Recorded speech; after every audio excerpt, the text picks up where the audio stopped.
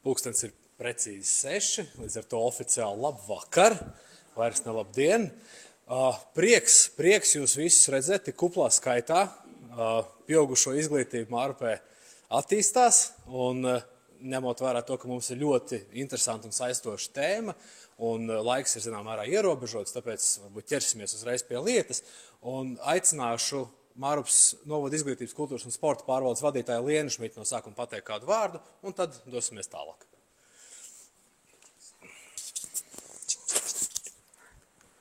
Jā, labvakar. Man arī ir neviltot liels prieks jūs tik kuplā skaitā redzēt, jo patiesībā pirms kāda gada, kad mēs aizsākām šo aktivitāti, ka Mārupē mācās visi, ne tikai bērni vai skolotāji vai darbinieki, bet mācās arī vecāki un skolvadības komandas un visi pieaugušie.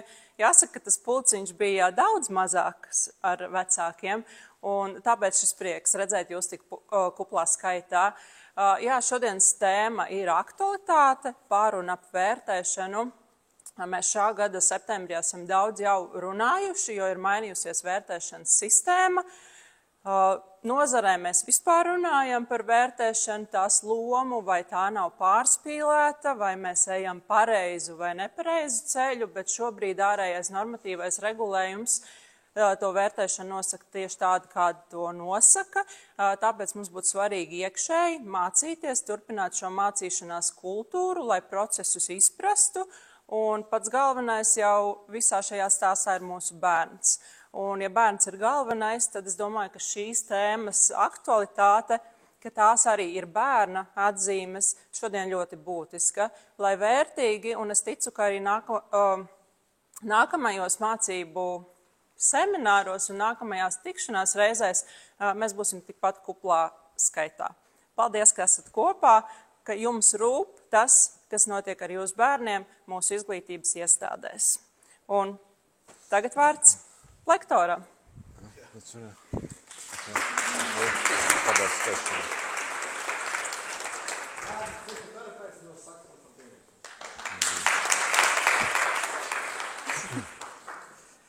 Paldies. Jāsaka tāpat, prieks redzēt tik kuplā skaitā. Mēs vienojāmies, ka mēs bez mikrofona šeit būsim. Ir ok? Tā, kopumā, ja gadījumā kaut kas droši panāciet tuvāk. Man sauc Nils Konstantīnos, es daru tādas divas lietas pārsvarā. Strādāju kā psihoterapeits ar bērniem, pusauģiem, man specialitāti un viņu ģimenēm. Un, protams, ka viena no lielākajām tēmām, ar kurām bērni un pusauģi nonāk, vai viņu vecāki, pareizāk sakot, atved pie terapeita, ir kaut kas saistīts ar atzīmēm, ar skolas lietām. Un parasti tās ir 3 lietas, vai nu bērns nemācās tik labi, kā gribētos, respektīvi atzīmes nav tik labas. Tā droši vien tāda biežākā lieta. Vai arī ir otra lieta, ka bērns mācās ļoti labi, un vai nu viņš pats par to sāk raizēties, vai vecāki sāk raizēties, ka parādās kaut kādas citas grūtības un to saista ar šo te vēlmi dabūt pēc iespējas labākas atzīmes.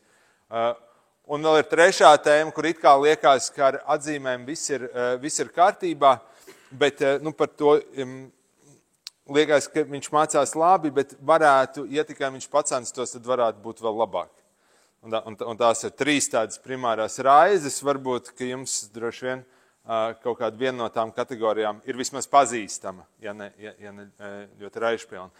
Varat lūdzu man iedot drusku priekšstatu par to, šeit ir vecāki pārsvarā vai arī pedagogi, vecāki viss, un cik ir bērni pirms, atvainojos, 1.6. klase tajā vecumā? Absolūtam vairākumam. Un vai ir pusauģi vecāki arī? Prieks redzēt, ok. Labi. Tas, ko es runāšu, esmu ieplānojis tā no sākuma parunāt par atzīmēm, kā bērni par viņām domā, kas būtu tās lietas, ko visi varētu izmantot savā praksē, ko mēs parasti iesakam, ko mēs zinām, kas strādā, kas parādījies kā efektīvs. Un tajā otrajā daļā es labprāt parunātu par tām situācijām, kad rodās kaut kādas problēmas, kā varētu tās vieglāk, efektīvāk risināt. Es tā darēs kopumā programmā, ja? Ļoti labi. Ārpus tā, ka es strādāju kā terapeits, es strādāju arī kā skolotājs. Es pasniedzu psiholoģiju starptautiskajā bakalaurātā. kas ir viena no tādām intensīvākajām izglītības programmām pasaulē. Es mācu 11. 12. klases. Es to tā pasaku, protams, drusku, lai palielītos, bet tāpēc, ka daļa no tā, ko es runāšu, tas ir arī no pedagoģiskās prakses. Un es aptuveni zinu un nojaušu, ap ko bieži tās lietas grozās arī no otras puses. Man šķiet, tas reizēm ir svarīgi. Es, piemēram, pirms es sāku strādāt par skolotāju, es devu pilnīgi citus padomus, nekā pēc tam, kad es pats nostājos klasē un priekšā.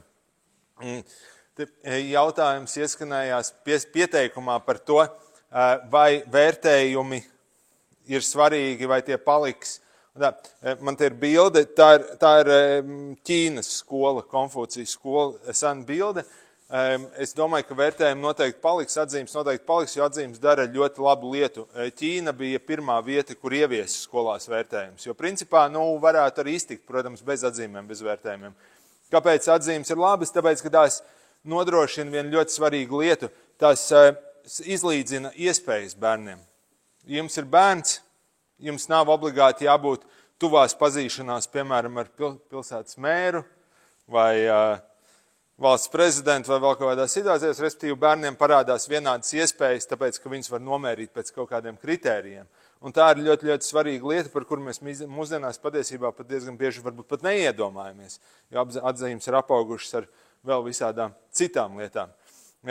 Bet otra lieta, kas ķīniešiem bija super gudri, un viņi no paša sākuma to izdarīja, un to gan mēs neesam pārņēmuši.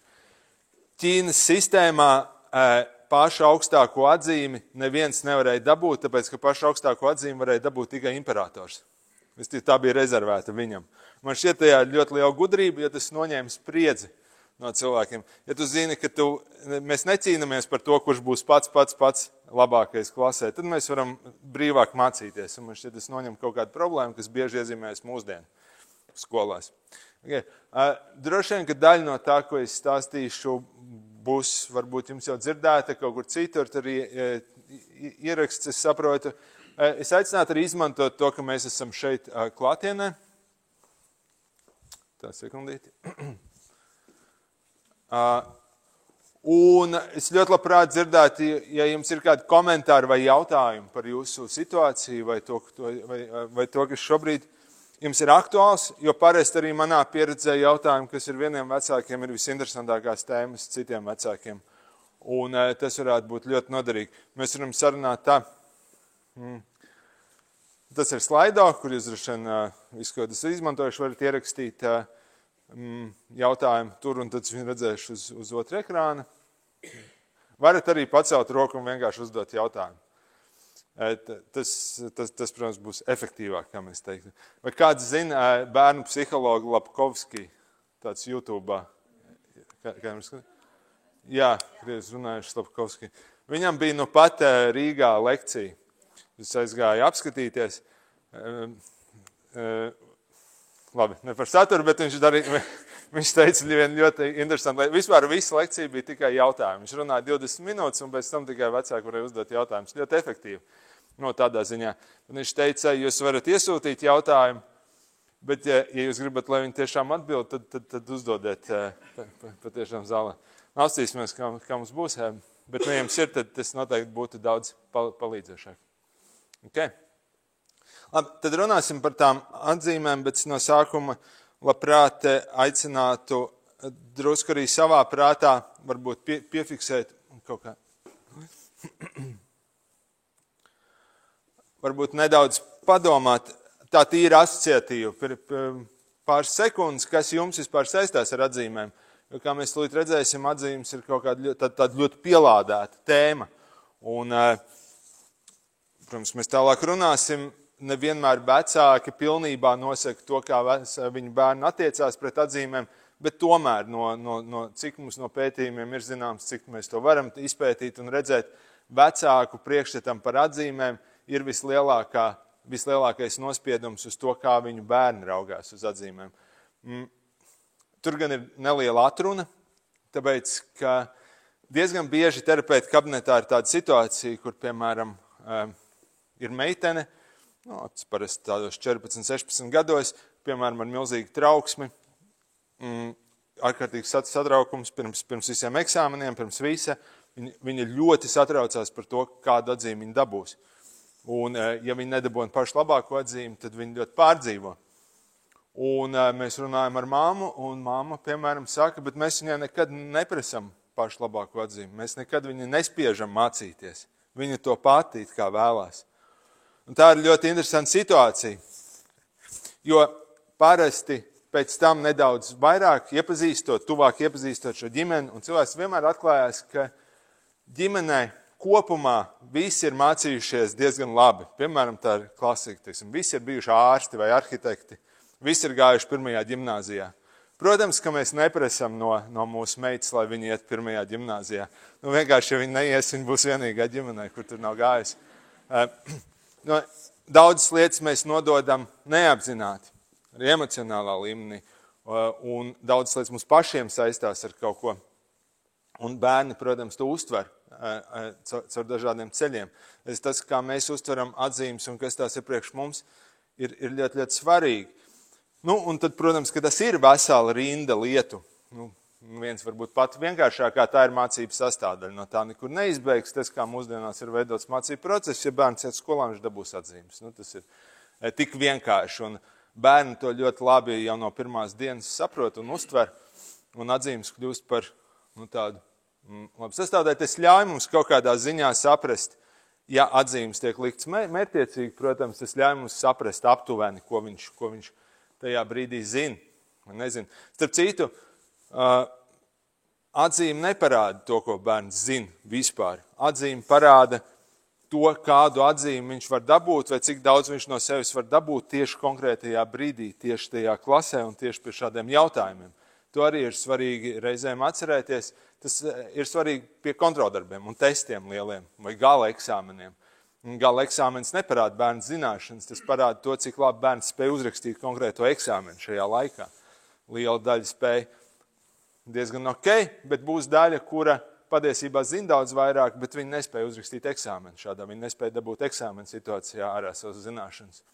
Līdz ar to eksāmeni vienmēr mēra to, kā bērns performē eksāmenā, nevis to, kas vispār ir viņa zināšana apjoms. Es domāju, ka atzīmes arī ir ļoti, ļoti svarīgas, jo tās lielā mērā nosaka visas jūsu bērnu nākotnes iespējas. Ne visas, bet lielu daļu. It sevišķi, tas ir tikai likumsakarība. Mēs zinām, ka labas atzīmes vidusskolā parasti korelē ar labākām augstskolas iespējām, ar labākiem sasniegumiem tālāk dzīvē. Protams, ka vienmēr būs gadījumi, kur kāds vispār nav mācījies skolā un dzīvē ārkārtīgi izšķēni sasniegt lielisks rezultāts, bet kopumā, ja mēs skatītos vidēji, daudz drošāk ir, ja bērnam ir jau labas atzīmes skolā.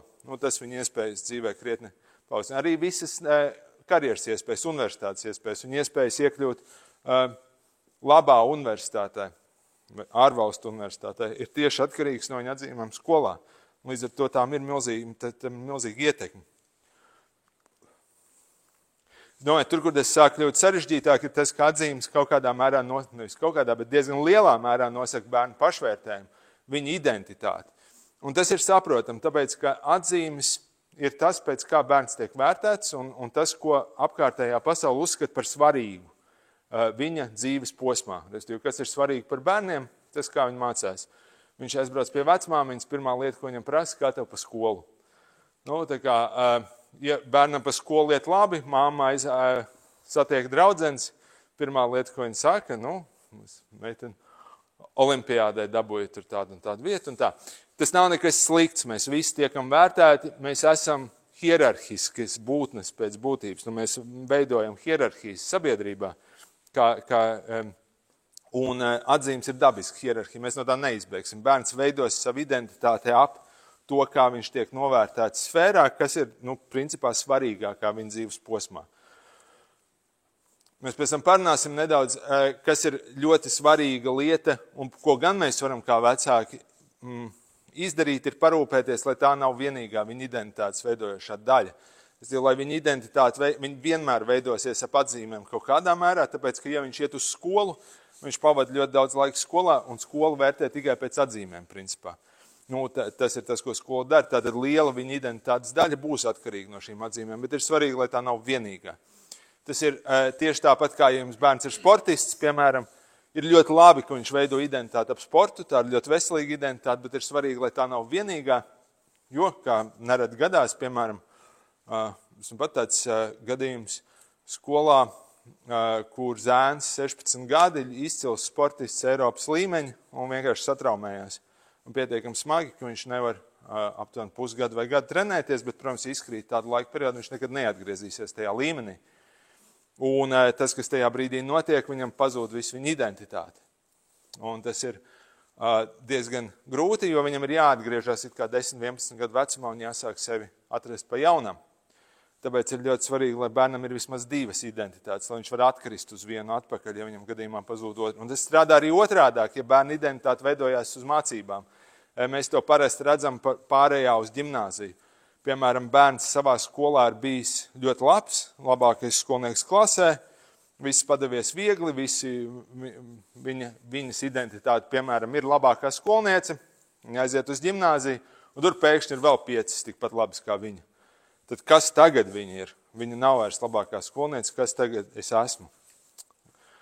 Ļoti sarežģīts jautājums, un pusauģa vecumā identitāte ir izšķirošais uzdevums, un tas var to visu sarežģīt.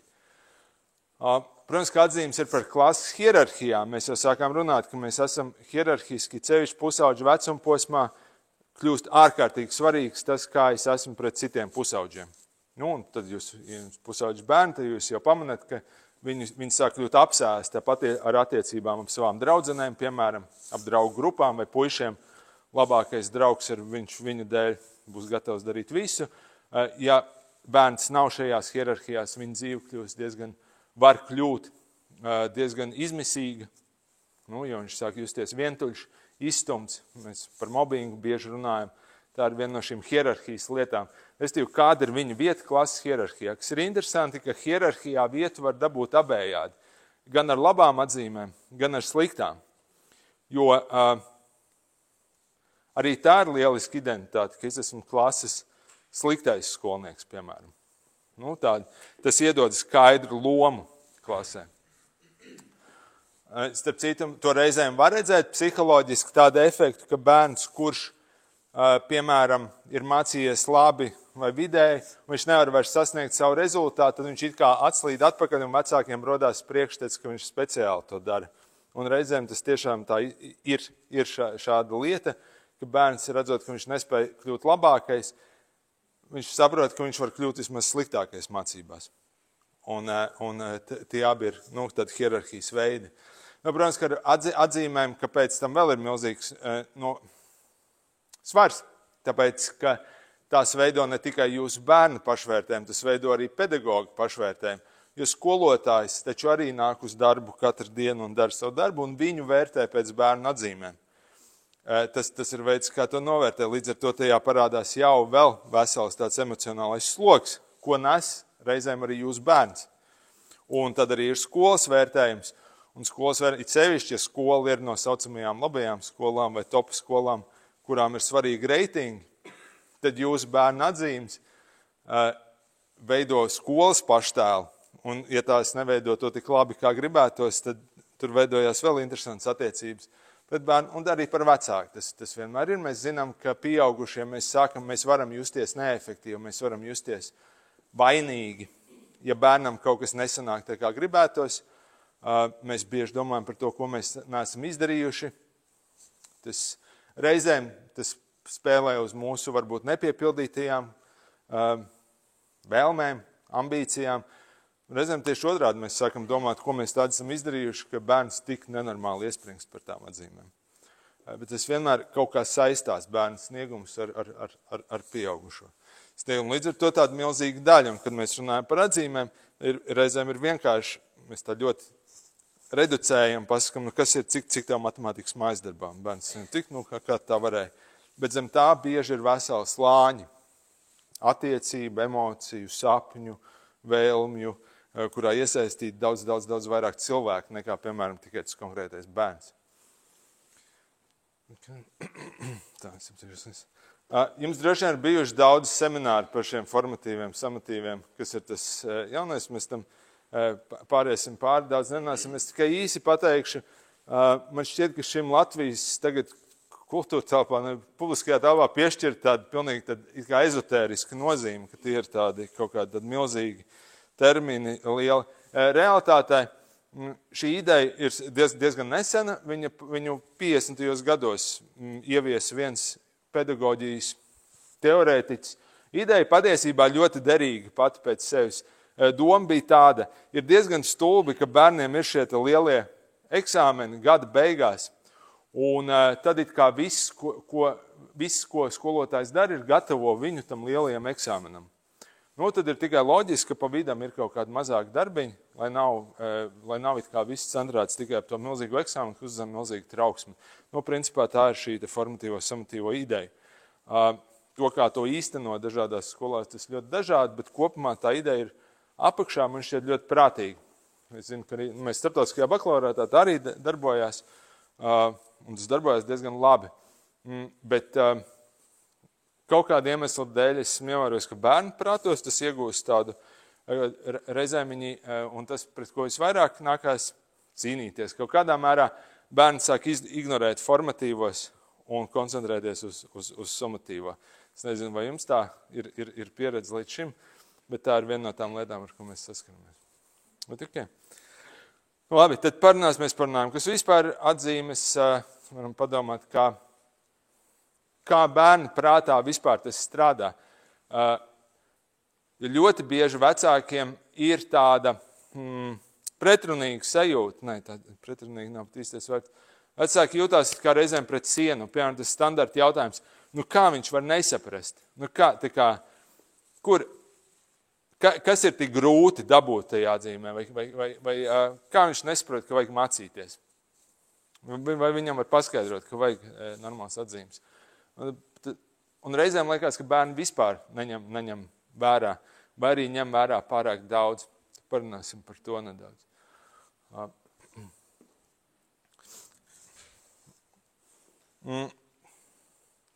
Man šķiet, ka domājot par to, kā runāt ar bērniem par atzīmēm, vienmēr ir vērts paturēt prātā, ka bērni ir lielā mērā atkarīgi no tā, kā mēs ar viņiem par to runājam, kāda ir mūsu uzskata, ko mēs to vēlamies panākt. Un bieži mēs redzam, ka bērns dara to, ko viņa ģimene visvairāk novērtē, līdz viņš sasniedz pusauģu vecumu.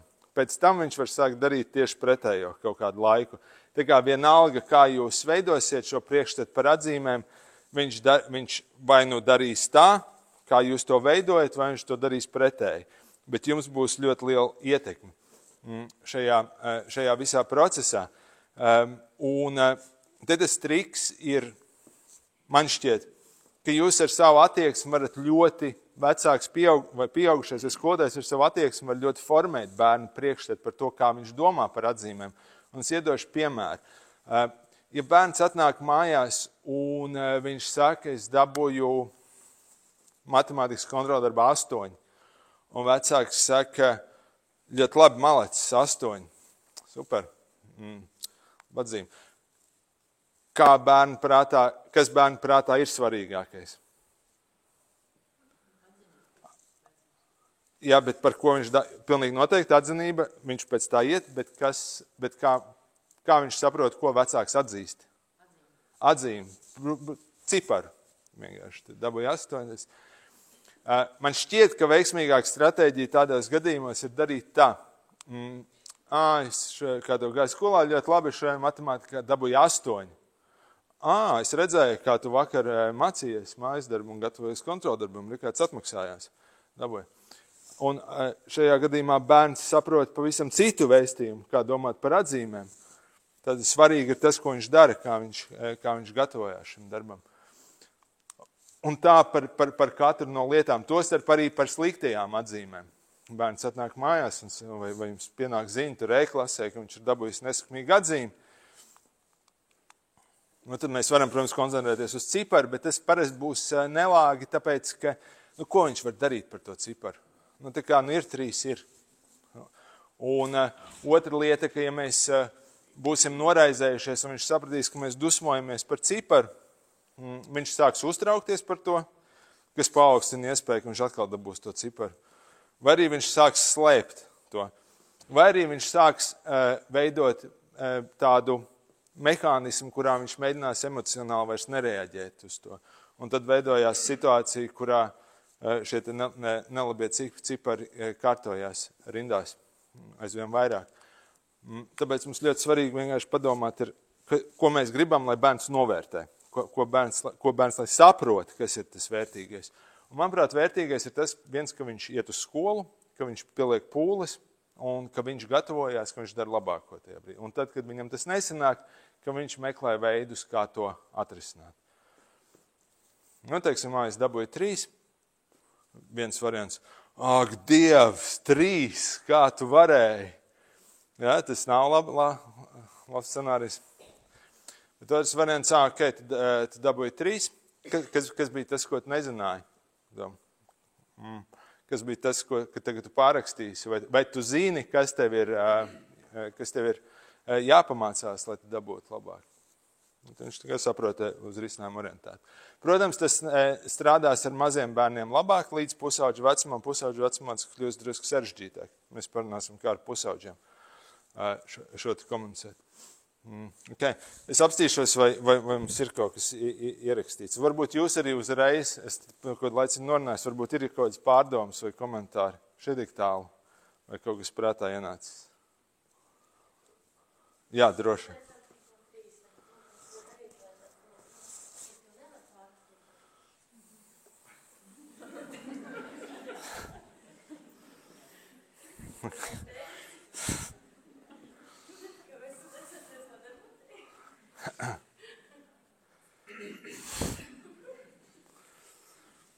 Ja godīgi, šī sadaļa man arī nav līdz galam skaidra, kāpēc neļauj. Tāpēc, ka tas neizriet no formatīvo, summatīvo būtības. Tā kā tas nav tajā idejā. Citās skolās var ļaut pārrakstīt formatīvos. Kāpēc ne? Dabūn 3, kāpēc vēl nevar. Teiksim, starptautiskajās skolās mēs varam, un tur, piemēram, mēs ļaujam pārrakstīt formatīvos. Valsts skolās to neļauj darīt nevienā tagad, it kā tād būs. Tam nav.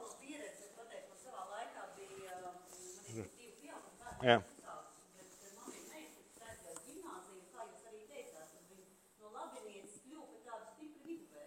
Tajā ģimnāzijā arī bija jau tajā laikā bija sistēma, ka nevar pārrakstīt. Un kā pie visiem vēl skolotāji audināja bērnu, kas nav atnākuši uz konsultācijām, un uzrakstīja bērnu liktu vienību. Nu labi. Šīs situācijas man meitas, saņemot šo te vienību, viņi vienkārši aizmirst. Viņai jāaiziet, saka, man vairs nav jāmācīt. Man tāpat vairāk vietas nesanāk. Un tas ir tas, ko mēs izdarām arī ar šo te sistēmu. Mēs vienkārši iešaujam bērniem kājās, tas arī izdarām. Jā.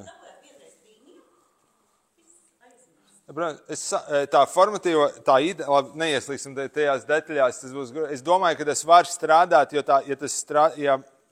ja to piemēro kāds būtu paredzēts, un respektīvi, kāpēc formatīvo nevar pārrakstīt, varētu izstāties, tāpēc, ka tam nav jēga, tādā ziņā, ka tā atzīme nav tik svarīga. Tas ir vienkārši tāpēc, lai saprastu, ko tu šajā brīdī zini. Mēs sapratām, šajā brīdī šito nezinu, tad mācāmies tālāk, šitam pievērsīsim uzmanību. Un ja tādā veidā ciedēs.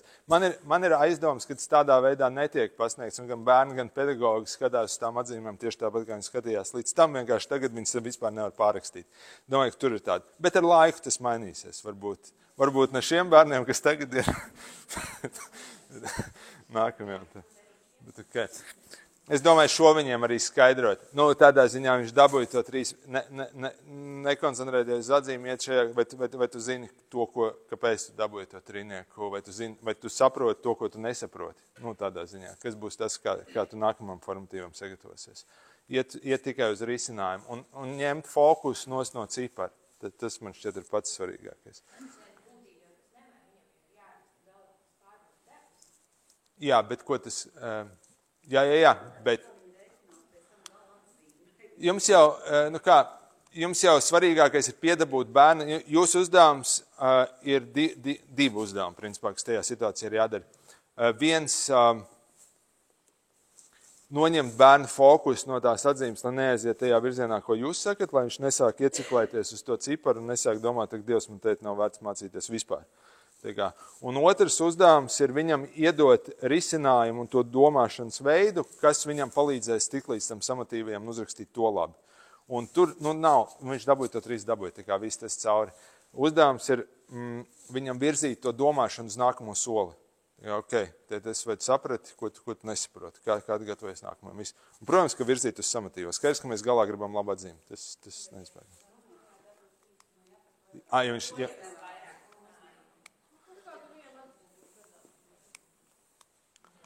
Ko vienās?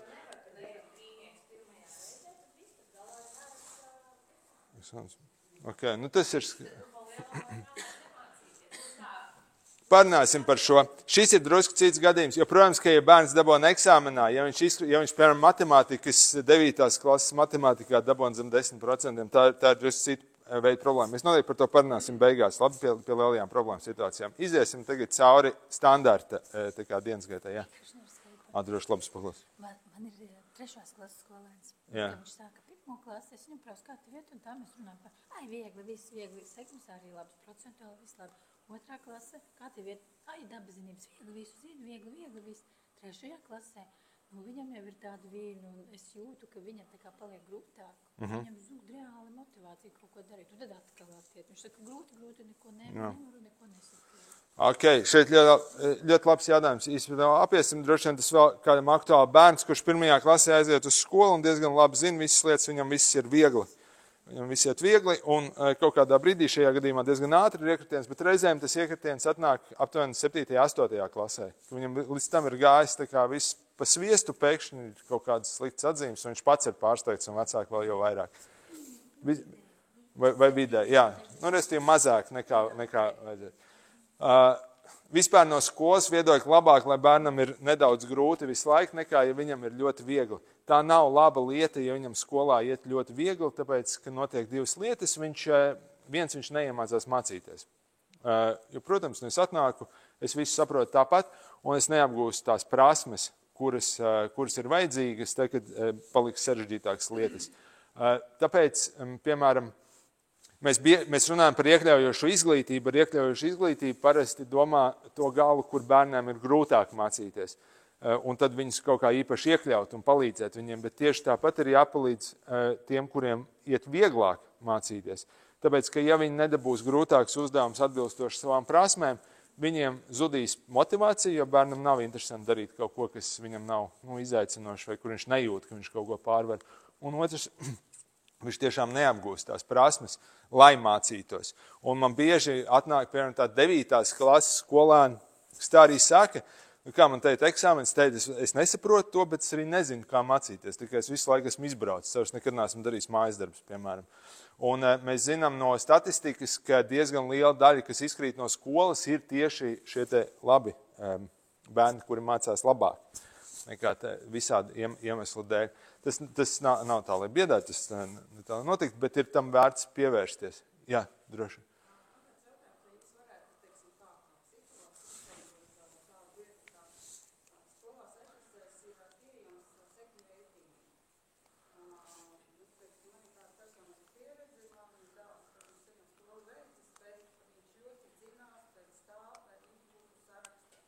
Augšā.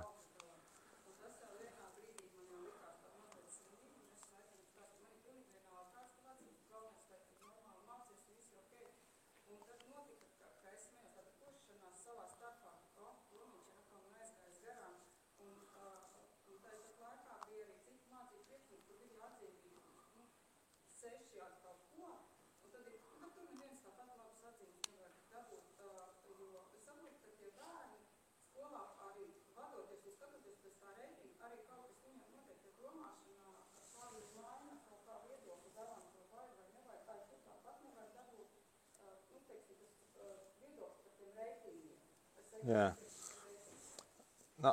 Absolūti. Pie tam tagad tā situācija ar reitingiem tehnoloģijas ir to padarījušas ļoti viegli izdarām, jo mēs laikā redzam, tajā ir kaut kāds pluss un kaut kāds mīnus. Kopumā man šķiet ir, kā uz to būtu veselīgi skatīties. Tajā, ka bērni sacenšas par atzīmēm, ja viņi to grib darīt, tajā nav nekas slikts, un līdzīgi mēs neuztraucamies par to, ka puiši satraucās, kurš ātrāk noskaries, piemēram, krosu. Tas ir normāli. Tāpat kā meitenes sacenšās, kurš smukāk uzzīmēs kaut ko, vēl kaut ko. Tas normāli. Bērniem patīk hierarhijas un viņiem patīk sacensības. Ja jūs kaut ko darat ar bērniem, tad jūs zināt, ka viņi kaut kādā brīdī viņam ļoti patīk spēle. Un tā ir spēle savā ziņā. Tā kā, kurš būs pirmais? Ļoti vienkārši. kā visās spēlēs, tur ir tā robeža, kurā tā kļūst, kurā tas vairs nerada prieku, tas nerada neko, tas tikai sāk iznīcināt. Un tad es sāku kļūt ar to apsēsts, vai arī, piemēram, ja es neesmu pirmais, tad viss, tad man nekas cits neinteresē. Da, es domāju, tam vērts pieeja tāpat, kā mēs pieejam sportā. Sports ir, man šķiet, lielisks piemērs. Kāpēc tas ir tik labs? Tāpēc, ka tas iemāca zaudējumu. Jebkurš bērns, kurš nodarbojas ar sportu, viņš zaudē. Un ir ļoti man šķiet, ka ja bērns to grib un viņam tas sanāk, kāpēc ne, lai viņš iet pēc pirmās vietas. Tas tikai ir labi, mēs to visādi atbalstam. Tas līdzīgi kā sportā, ja viņam sanāk, ja viņš varētu iet uz olimpiādu, mēs viņu neaturētu no tā, mēs tieši viņam palīdzētu. Bet reizē ir svarīgi skatīties, kā viņš pārdzīvo zaudējumus. Tāpēc, ka tas, vai viņš tiks līdz pirmajai vietai, vai viņš dabūs to olimpisko medaļu, nav patiesībā atkarīgs no tā, cik ļoti viņš ies uz to uzvaru, tāpēc, ka ir daudzi līdzīgā līmenī, kas ies uz uzvaru, bet tas būs atkarīgs no tā, cik ātri viņš atlec atpakaļ no tā, ka viņš kaut kur zaudējis, cik viegli viņš pārdzīvos to, ka viņš nav pirmais tajā brīdī. Jo tas ir tas lūzuma punkts, kurā. Un es domāju, tu vienkārši pastīties, kā viņam iet tajā sadaļā. Ja viņš tiek tam pāri, ok, gribēja būt pirmais, bet nu, to viņš to tur šoreiz sanāca, bet nekas nākamreiz es būšu. Nu, labi, bet ja piemēram, Tomiņš ir pirmais un tāpēc visas tā kā caurām naktīm raudu un vispār trauksmi sākās pirms katra eksāmena, tad, protams, nu, tā ir cita veida problēma. Ok. Gribēt pievisko pēc tam drusku? Jā, tas arī liekas. Tieši visas spēles, jebkurš spēles moments, spēle pat par sevi paredz to, ka es reizēm zaudēju. Un no tā noteikti nevajag bērnu zaudēt. Ok. Labi, tad parunāsim drusku. Man šķiet, kāds ir labas, un kas arī no pētījumiem izglītības, kas rādās tādas labas vecāku stratēģijas, kā palīdzēt saviem bērniem labāk mācīties. Kopumā no visa izskatās, ka vecāki iesaistē ir liela nozīme. Restīvi, kopumā bērniem, kuru vecāki iesaistās, viņu mācībās atzīmes parasti ir labāks, un viņi labāk iet cauri skolai. Mēs nezinām gan, kas ir tieši tas, kas vecākiem, kas ir tās labās iesaistes, kā vecākiem iesaistīties. Un šeit man šķiet ir divas lietas, kas atšķirās nedaudz jaunākiem un vecākiem pusauģiem. Un tur, kur bērni ir jaunāki, izskatās, ka vislabāk darbojās tad, ja vecāki māca bērnam nevis saturu, bet māca prasmes, kā mācīties. Un principā tas būtu tāds primārais vecāku uzdevums šajā jaunajā vecumā, bērniem 1., 2., 3., 4., līdz 6. klasē, bet principā dot pēc iespējas vairāk prasmes un mēģināt, ja vien tas nav nepieciešams, nepievērsties tieši saturam. Tas arī ir iemesls, tas ir skolotāja darbs, mācīt saturu. Nav vajadzības iet citu cilvēku kompetencē, viņiem vajadzētu iemācīt bērniem saturu. Reizēm, protams, kad tas nesnāk, vai reizēm skolotājs var pateikt, ok, viņam drusku ar lasīšanu grūtāk, vai jūs varat vakarā palasīt viņam priekšā. Tādā līmenī, jā. Bet, manuprāt, nav īsti labi tā situācija, kur vecāks māca bērnam, piemēram, tur tēmu matemātikā. Tāpēc, ka tur notiek identitāšu pārklāšanās, un starp citu mēs to redzējām, tā bija viena no lielākajām pandēmijas problēmām. Tas, ka vecāka loma pārklājās ar skolotāju lomu. Un kur ir problēma? Problēma ir tajā, ka vecākam ir ceļš, ja esat mamma. Tas ir dzimums stereotips, bet tāds ir. Ceļš, ja esat mamma, jūsu vecāka loma ir mīlēt bērnu bez nosacījumu. Skolotāja loma tāda nav. Skolotāja loma ir disciplinēt bērnu un reizēm pārmest viņam lietas un vēl dažādas lietas darīt. Un bērnu sajūtas pret mammu un pret skolotāju ir dažādi veidi sajūtas. Ja tās sāk pārklāties, tur ir risks vienkārši attiecības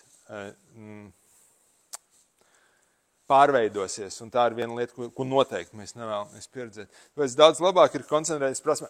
Jūs, man šķiet, labi, šis izklausīties pārāk, vecāks izdara savu lielāko darbu tad, kad viņš izvēlās skolu. Man šķiet, ka vislabākā stratēģija ir ļoti rūpīgi izvēlēties skolu, bet tad, kad jūs skolu esat izvēlējušies, tad uzticēt bērnu. Viņam pēc iespējas, cik protams, tas varbūt izklausās drusku tā nereālistiski, bet ir kaut kādas lietas, kas šajā vecumā, ko vecāki var iemācīt. Protams, tā pirmā lieta ir par vērtību orientāciju, šīs lietas, kuras mēs pat pārunājām. Piemēram, kas ir tas, kas ir vērtīgs? Nevis cipars, bet tas, ka tu esi ielicis darbu.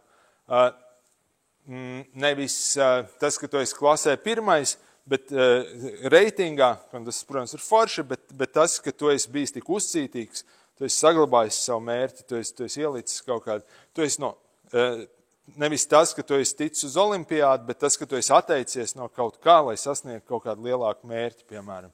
Tu neaizbrauc ar draugiem uz picu, bet tu aizbrauc uz olimpiādu. Tās ir lietas, kur mēs radam vērtību orientāciju bērnam. Principā mēs zinām, ka tās vērtības, kas viņam būs ieliktas šajā vecumā, tad, kad viņš būs pusaudzis, viņš vadīsies lielā mērā pēc tām. Pusaudža vecumā jau ielikt. Ja bērnam nav šāda orientācija radīta, tad tādam cilvēkam 15, 16 gadu vecumā pēkšņi ielikt viņā ideju, ka mācīties un ielikt darbu un pildīt mājas darbus ir ļoti vērtīgi, būs diezgan grūti. Šajā vecumā dienas rutīnā ir milzīga nozīme. Tas gan ir nozīmīgi no bērna, bet vienkārši viņi arī pieredināt pie tā, ka dienā ir kārtība. Un tas var būt viens no vislielākajiem ieguvumiem. It sevišķi atkal, mēs jau kā šajā vecumā gatavojam viņu pusauģu vecumam. Un viss, kas būs pusauģu vecumā, tas atspoguļosies no šī. Mēs gribam, lai viņš pierod pie tā, ka dienā ir kaut kāda kārtība, kurai viņš var sekot. Un ka dienā laiks ir sadalīts. Ir laiks, kas ir skolai, ir laiks, kas ir viņa brīvajam laikam, ir laiks, kas ir mājas darbiem. Un ka mums ir šie bloki. Un man šķiet arī ļoti svarīgi, ka ir laiks, kas ir mūsu pozitīvais laiks. Respektīvi, ka tad, kad es esmu ar māmu, kad mēs darām kaut ko kopā forši, tad man māma neprasa visu laiku, kā man gāja skolā. Ka dzīve nav tikai par skolu. Līdzīgi kā mēs radām bērnā sajūtu, mēs gribam izaudzināt cilvēku, kur dzīve nav tikai par darbu. Jo arī ārpus skolas ir lietas. Šķiet, ka šajā vecumā labi strādā stratēģija, kad tad? Ļoti vienkārši. Kad izpildīs mājas darbu, tad spēlēsi datoru. Un bērnam radīt, un šādā veidā mēs viņam radam to, ko mēs vēlāk gribēsim redzēt pusaudzī, izpratni par sekām un konsekvencēm. Šajā vecumā mēs radam ļoti vienkāršā veidā. Tas, kas palīdz, ir, ja mēs palīdzam bērnam jau laicīgi sākt organizēt lietas, jo tajā vecumā tas var vienkārši. Bet principā mēs varam iedot šajā vecumā ļoti labi strādā visi krāsu kodi un sevišķi bildes vizuāli. Droši vien labi, kā vecāki esat pamanījuši. Bet viena no lietām, ka mēs gatavojam bērnu, ir vidusskolai un pēc tam augstskolai, kas principā būs ļoti masīva projektu plānošanas. Tad uzdevumi, kur būs jāplāno ļoti, viņa dzīve kļūs diezgan sarežģīta, viņam būs jāplāno ļoti daudz priekš. Mēs gribam jau no maza vecuma iedot viņam priekšstat, kā to var darīt. Ar dažādiem krāsu kodiem, piemēram. Palīdzēt viņam laicīgi rādīt viņam, kā mapes sadalīt, kā uzlikt sev priekšā bildītes, lai atcerētos, kas ir jādara. Piemēram. Starp citu, atzīmēs mēs bieži koncentrējamies uz akadēmisko pusi, bet reāli bērnu atzīmes atspoguļo bieži arī viņa sociālās prasmes. Respektīvi to, kā viņš vispār jūtās klasē. Piemēram, to, vai viņš jūtās droši paprasīt jautājumu. Tostarp to, cik labas attiecības viņam veidojās ar skolotāju un arī ar saviem klases biedriem. Mēs, piemēram, zinām, ja bērnam ir daudz draugu klasē, viņš parasti mācīsies labāk, kaut vai es tā iemesli, viņš kaut ko nesaprot, viņš var paprasīt draugam. Ir vērts viņam mācīt elementāras sociālās prasmes, ja viņš gadījumā to nedara. Vērts arī mācīt tādas lietas, kur viņi paši var nezināt. Piemēram, būt jaukam pret skolotāju. Tāpēc, ka būsim godīgi, un mēs to arī zinām, skolotāja attieksme pret bērnu ļoti ietekmē bērnu atzīmes. Tas ir tādi ļoti interesanti pētījumi, kuros skolotājiem dod kontroldarbus, nenorādot bērnu vārdus. Un tad mēs redzam, ka parasti uzrādās vien tie paši rezultāti. Ja skolotāji domā, ka darbi rakstījusi meitene, atzīmes parasti ir nedaudz augstāks nekā domā, ka to ir rakstījis zēns, bet vienmēr atzīmes ir augstāks pret tiem bērniem, pret kuriem skolotājiem ir pozitīvas emocijas un negatīvāks pret tiem, kam ir negatīvas. Ļoti vienkāršas lietas, kā to darīt. Un vienmēr man šķiet ir vērts pārliecināties par uzturu, vai bērns ēd atbilstoši savam vecumam, vai viņš kustās atbilstoši, vai viņš izguļās. Šīs izklausās kā vienkāršas lietas, bet tās iespējams ietekmē jūs bērnu sniegumu skolā ļoti fundamentālā veidā. kaut vai tas, vai viņš ir izgulējies, vai viņš ir izkustējies, piemēram.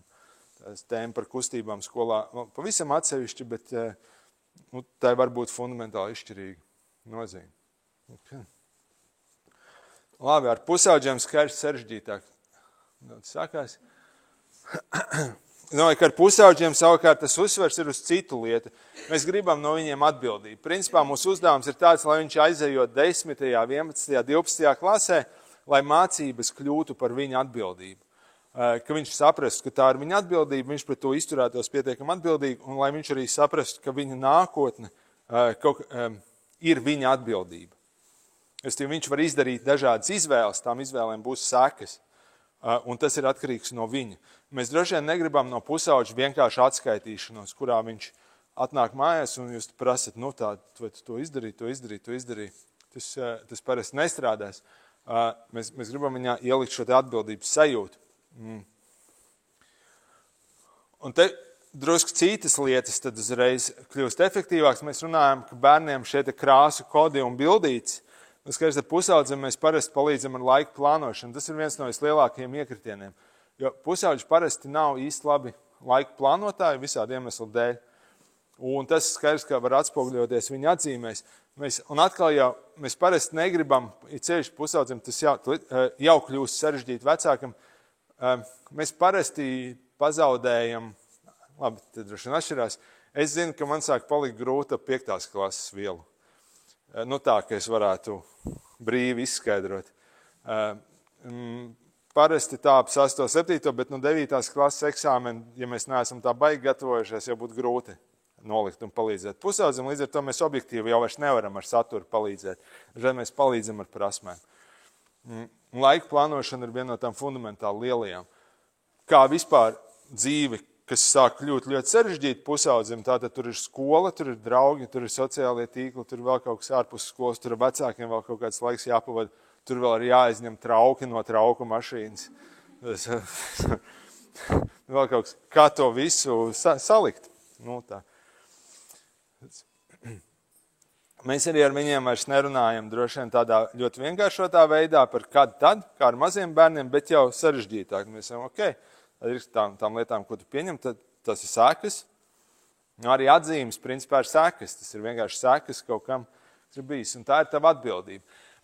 Reizēm ir tāds, ka ir pieeja, kas strādās labāk ar pusauģiem, kuri ir opozicionāri un ar kuriem ir ņemšanās visu laiku par skolu. Kas nav vispār tā ļoti orientēta uz mācīšanos. Var izdarīt tādu triku, var viņiem, un kuriem ir riebjās, ka jūs viņiem prasat par skolu. Tā ir tāda diezgan daudz pusauģu pieredze. Ar citu reizēm pusauģi to kabinetā stāsta. Jā, manai mammai vispār nekas neinteresē, par mani neko nezina, neko nesaprot par manu dzīvi. Viņi vienmēr tikai prasa par atzīmēm. Kā tev gāja skolā? Viss, kas viņu interesē. Protams, kad runā ar māmu vai ar tēti, situācija ir pavisam cita, tāpēc, ka loģiski, jūs atnākat mājās pēc darba, ir vēls, jums tas laiks ar pusaudzi ir diezgan ierobežots, jums ir viņš jānoķer tajā, kamēr viņš aizskrien no leduskapa līdz savu istabai, tajā brīdī, tad ir jāizšauj vismaz svarīgākais, par kā ar atzīmēm. Bet jā, viens tāds risinājums var būt, ka ar viņu sarunāt, tev nepatīk, ka es tev prasu par atzīmēm par skolu, es respektēju, vienošanās tāda. Ja skola mani liks mierā, tu zini, ka gribu, lai es tev liek mierā, ja skola mani liks mierā, es likšu mierā tevi. Jā. Ja skola man zvanīs un teiks, ka tev ir kaut kāds neskamīgs atzīmes kaut kas, tad es arī tracināšu tevi. Jā, tāda vienošanās dar, parasti dar. Tas tā kā godīgs pusauģu skatījumā izklausās. Reizēm strādā. Protams, ka jūs jau kā gudrāki cilvēki, jūs tāpat paturēsiet aci uz viņa e-klasi. Vienkārši par to nerunāsiet, kamēr nebūs vajadzīgi. Pomodoro metoda, viena no metodām, mēs pusauģiem iedodam sarežģītākas metodas, kā tikt galā ar mācībām. Tāpēc tas objektīvi ir grūti, un jūs skatījušies tās lietas, kas viņiem jāapgūst tur 9. klasē, bet pēc tam uz 12. klases eksāmeniem, tie apjomi ir tā kā grandiozi patiesībā. Daudzas no tām lietām ir ļoti sarežģītas, kā tām vispār sagatavoties, kā mācīties. arī jāņem vērā. Protams, mēs atsaucam savu pieredzi atmiņā, bet daudziem no mums nav tādas pieredzes, ka mums vajadzēja mācīties vienlaicīgi sekojot līdzi, tā kā vienlaicīgi telefonā skatoties seriālu un otrā ekrāna pusē vēl spēlējot spēli un reizē lasot grāmatu un pildot mājas darbus. Šī te uzmanība un tehnoloģijas ir ienesušas visādas novitātes, un tas ir jāņem vērā. Viņiem ir grūtāk tam visam pieslēgties klāt, un mums to kaut kā vajag kompensēt, dodot viņiem metodus, dodot viņiem kāds risinājums. Jā, droši.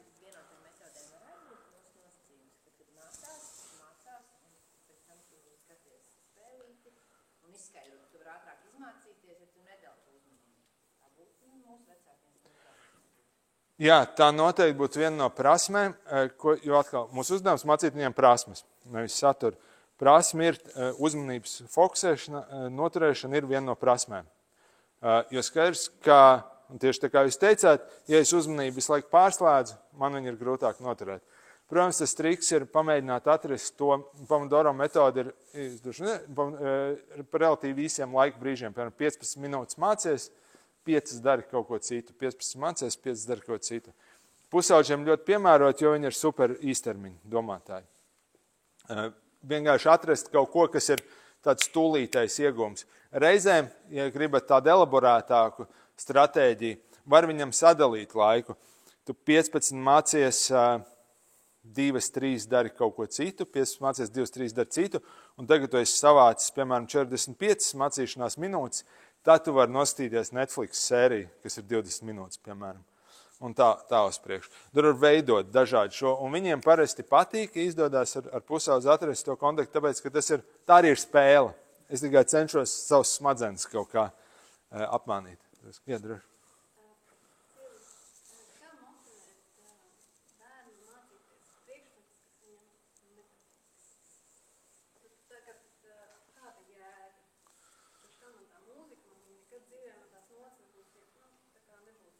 Jā.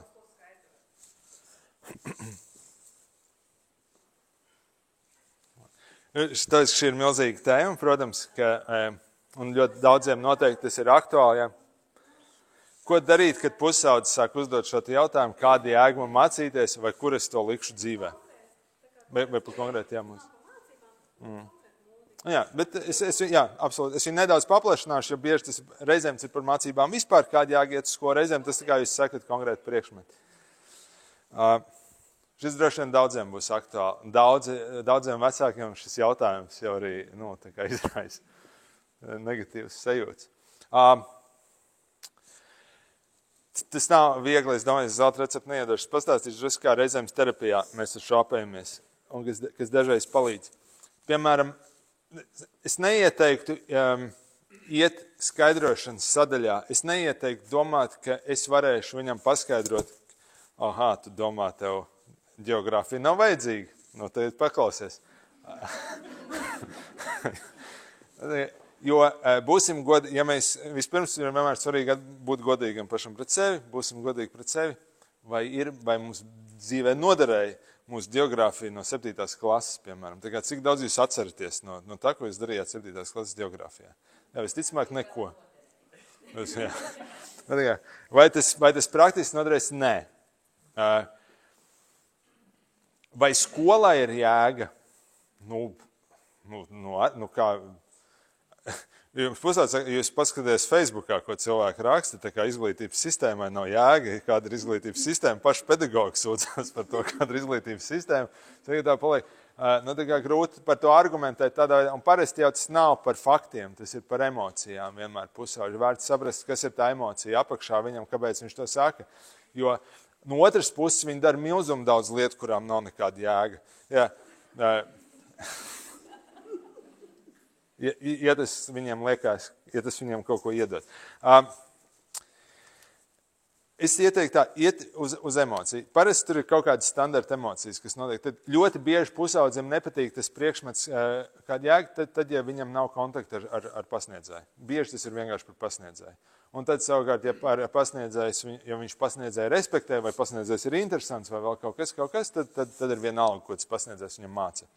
Tas līdzīgi kā ar sportu. Piemēram, atnāk uz skolu foršs florbola treneris, un pēkšņi visiem baigs sāk interesēt florbols. Nu, tāds pusauģi uz pieaugušo daudz vairāk. Reizēm tās emocijas ir tādas, ka man ir sajūta, ka es tajā nebūšu labs, piemēram, es jau jūtu, ka es tur nevarēšu neko. Mūzikā tas bieži tā ir, tāpēc, ka mūzikā joprojām Latvijā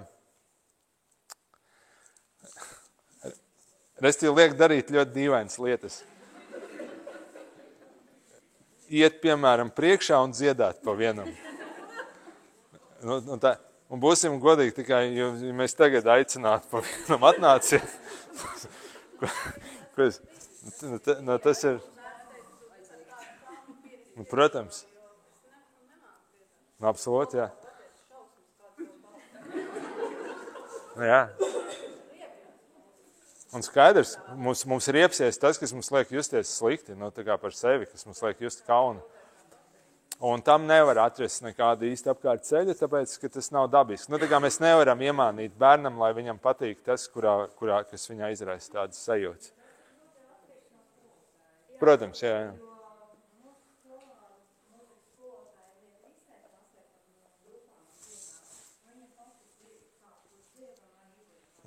Absolūti. Jā, tas arī labs risinājums. Es godīgi sakot, es nesaprotu, kāpēc likt bērniem atzīmes par dziedāšanu, zīmēšanu, sportošanu. Man liekas tā kā absurdi. Priekš kam? Tas ir ļoti viegls veids, kā nokaut bērnā jebkādu vēlmi. Tā kā dziedāt, zīmēt, iet uz sportu. Bet tā ir cita tēma. Bet kopumā šķiet, ka atbilde ir tāda.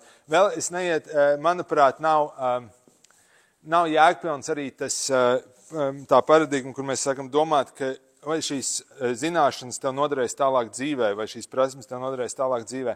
Tāpēc, ka skola kā reiz ir vienīgais brīdis cilvēku dzīvē, kad mēs varam darīt lietas un uzzināt lietas un runāt par lietām, kuras nekad dzīvē mums nebūs noderīgas vai par kurām mums nebūs iespēja domāt. Piemēram, mēs varam domāt, kāda ir kontinenti, vai kas tur ir Namībijas galvaspilsēta, vai kādas ir debesis tās zvaigznāji debesīs. Tās ir interesantas lietas. Pretējā gadījumā mūsu dzīve būtu sastāvēt tikai no tā, ko mēs interesēsimies par savu darbu un ģimeni un vēl kādām tuvākajām lietām. Skola tam ir paredzēta, lai mēs mācītos lietas, kas dzīvē nav noderīgas. Tas tā ir, jo tas mums iedod laiku drusku pa vienīgais brīdis. Ja mēs gribētu, lai skola būtu, ja mēs gribētu bērnu sagatavot darba tirgumu, tad viņš nav jālaiž skolā.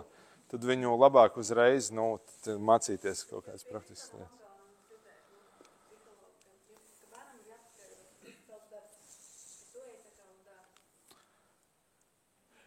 Es nepiekrīstu, tāpēc, ka pirmkārt, bet vai viņam ir izvēle iet vai neiet uz to darbu? Tā kā darbs ir tāda lieta, kur mēs izvēlamies kaut kādā ziņā darīt. Un otrkārt, ja tas ir darbs, kas ir viņa alga. Tā kā jūs tas apmierināt tādu situāciju, mēneša beigās izliek atzīmi. Kaut kas tā tur nelīdz galam. Es domāju, ka noteikti var runāt par to, ka mums dzīvē ir pienākumi.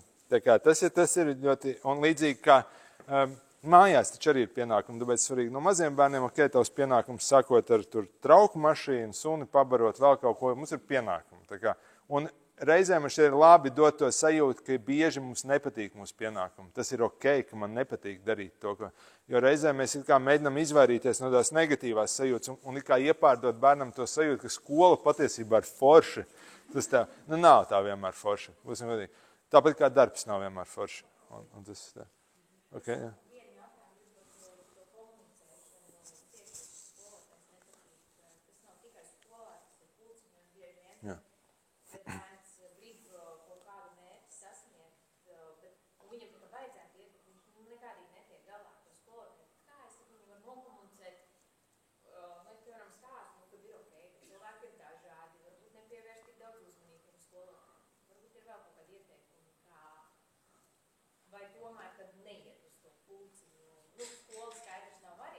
Jā.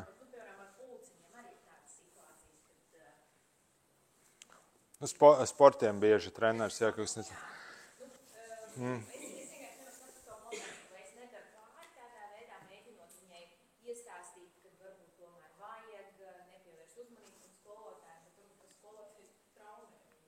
Jā. Es domātu būt realistiskiem.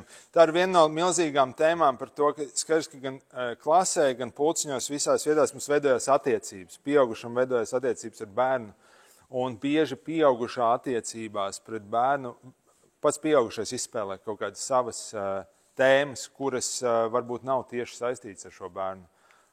Un bērns tās jūt.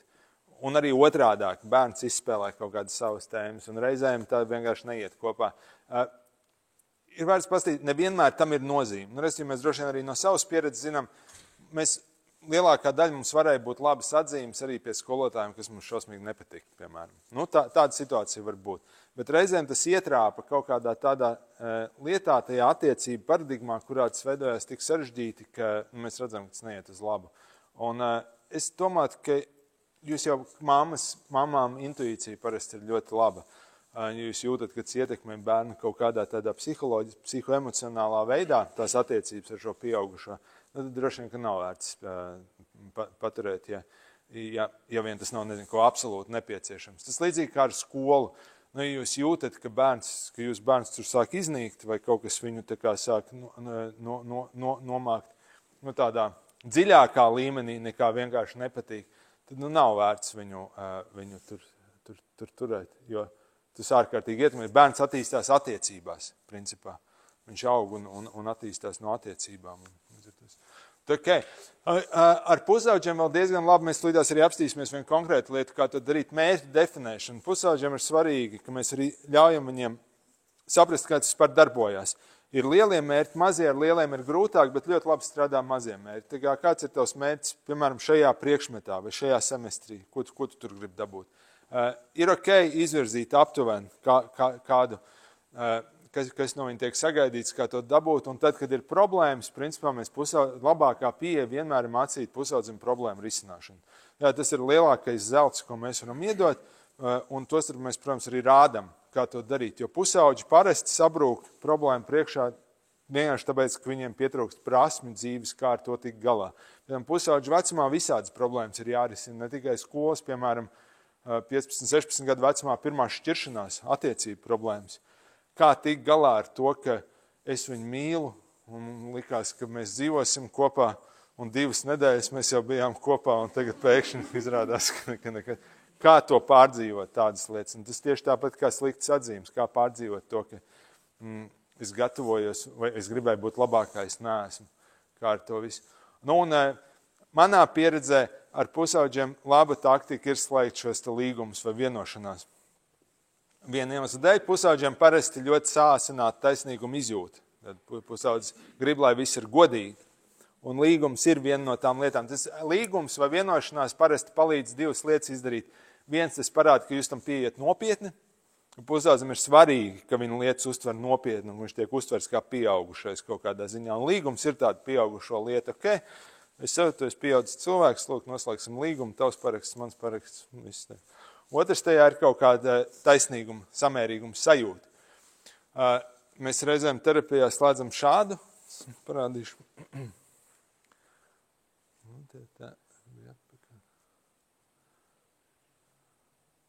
Šitādu līgumu. Principā, ja pusaudzim, un šis ir situācijā, kad ir kaut kas aizgājis greizi, teiksim, vienā priekšmetā. Mēs parasti noslēdzam, mēs palīdzam viņam saprast mērķi, un mērķim ir jābūt ļoti konkrētam. Pusauģis prāts arī viņš darbojas ļoti, viņam ir konkrētā domāšana, joprojām izteikt.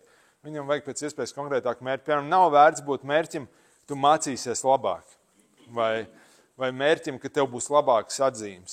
Bet, piemēram, labs mērķis ir, ka tu katru darba dienu veltīsi 20 minūtes matemātikas kontroldarbiem. Vai, piemēram, ka tu, teiksim, latviešu valodā problēmas, ka tu katru nedēļu, 2 reizes nedēļā strādāsi pie latviešu valodas tēmas. Tā kā kaut kas ļoti konkrēts, ko mēs gribam. Bet es neieteiktu par mērķi likt atzīmi. Aiz tā iemesla, ka atzīme nekad nebūs atkarīga tikai no pusauģa. Tam mērķim ir jābūt kaut kam tādam, ko viņš pats var vai nevar sasniegt. Un tad mēs vienkārši sadalām, ok, tāda mums ir šis mērķis, ka tu 20 minūtes dienā strādās pie matemātikas savas.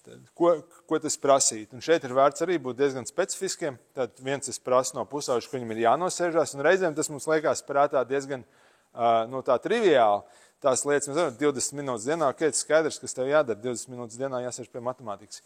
Bet pusauģa prātā tas nevienmēr tā strādā, tāpēc vērts būt ļoti konkrētam. Tātad viņam ir 20 minūtes, piemēram, jāierezervē savā plānotājā, viņam ir 20 minūtes jāsēž pie galda, un viņam 20 minūtes ir jānoliek telefons, piemēram, malā. Nu, teiksim, tādas 3 lietas, kas ir vajadzīgas, lai viņš varētu tai matemātikai pievērsties. Un tad savukārt tā otra, kas vēl svarīgāka lieta, kas jūsu atbildība. Šeit, tāpēc, ka līgums ir divas puses. Nu, tur jābūt vecāku pusē. Ko jūs darīsiet? Varbūt, ka jūs pārliecināsieties, ka tās 20 minūtes mazais brālis neiet viņa istabā. Varbūt jūs izslēgsiet rūteri. Varbūt jūs pēc 20 minūtēm atnesīsiet tur, nezinu, kaut ko, kas viņam garšo. Varbūt jūs samaksāsiet par privātu skolotāju. Jā, kas būs tas, ko jūs izdarīsiet? Nu, un tad termiņš, kurā tad mēs šo mēram, parasti tur nevajag pārāk ilgi, tur mēnesis ir diezgan labs, 3 mēnešu maksimums. Un vienmēr vērts nākamo sarunu, tā kā ik pēc cik ilga laika. Es starp citu ieteiktu, ja jums ar pusauģi šī tēma vispār ir svarīga par mācībām, ierezervēt tam laiku, ka reizi nedēļā, piemēram, nezinu, tur svētdienas vakars vai trešdienas pēcpusdiena, mums ir 20 minūtes, kad mēs runājam par skolu. Un tas palīdzēs izvairīties no tā, ka jūs par skolu runājat visu laiku, ka tā skola tā kā sāk kļūt pārņemoša tēma. Bet vienkārši ielikt šajā laikā mēs apsēdīsimies, tu man pastāstīsi, kā tev iet, kā tev gājas ar šito, un pārējā laikā es tev netraucēšu, ja vien neradīsies kaut kāda cits. Reizēm šī stratēģija diezgan labi strādā. Protams, ka viņi var pielāgot tur pēc vajadzības. Strādā. Okay. Jā, droši.